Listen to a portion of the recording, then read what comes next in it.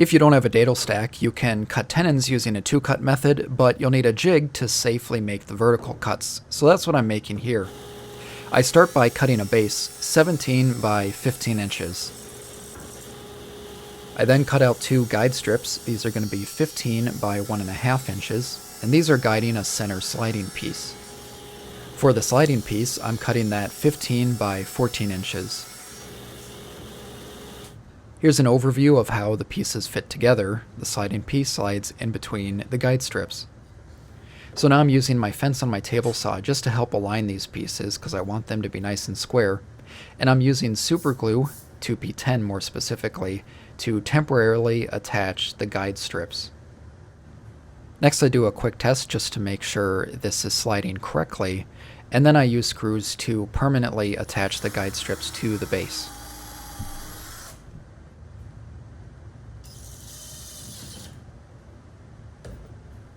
So here's how the base works. Basically you adjust the center sliding piece for your distance to the blade, and the entire jig moves back and forth to make the vertical cuts. So to do so I need a miter bar, because this is going to be sliding in the miter slot. I'm doing the same thing as before, using super glue to temporarily attach this miter bar to the base using the fence to help align it so I know it's nice and parallel with the saw blade. And then I attach the miter bar with screws.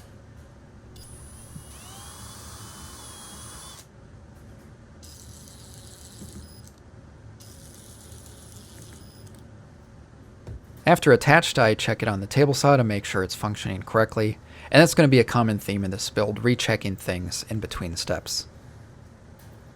After that, I adjust the sliding piece to the blade, mark where that is, and I'm drilling 1/4 inch starting holes here, which will be where bolts and knobs go so I can lock the sliding piece in place.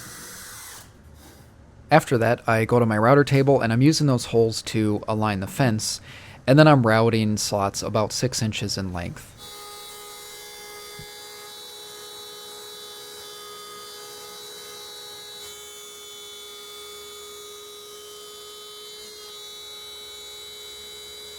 Next, it's good to test the fit, and you may have to make multiple passes to make the slots bigger. You don't have to worry about the slots being loose because the guide rails are what keep the centerpiece aligned. These are purely to lock it in place. An optional step 2 is gluing the bolts in place on the bottom, just to help with tightening it. Next, I cut out a vertical face piece. This is going to be 17 by 14 inches. And then I'm going to temporarily attach this face to the base. You can see I have some spare miter slots that I'm using just to help align this as I screw it in place.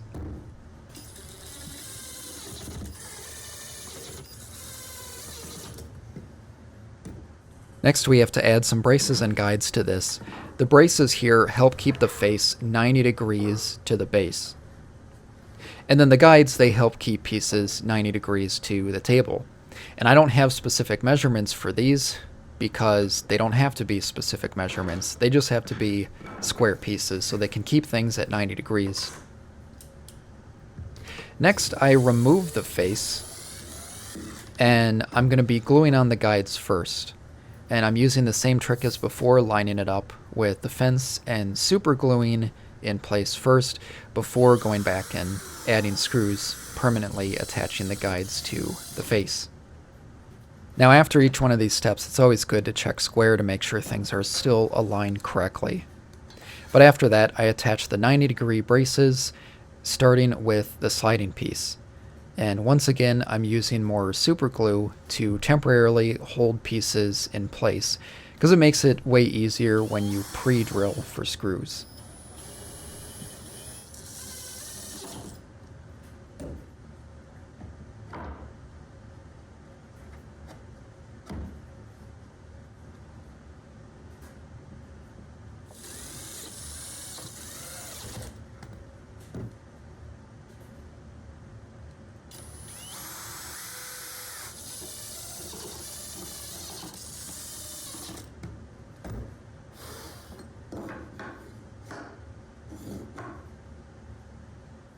With that, the jig is assembled, and the nice thing here, you can see, it fits on either side of the blade. That's why I added the 2 guide strips. But now the only thing left is to test it out.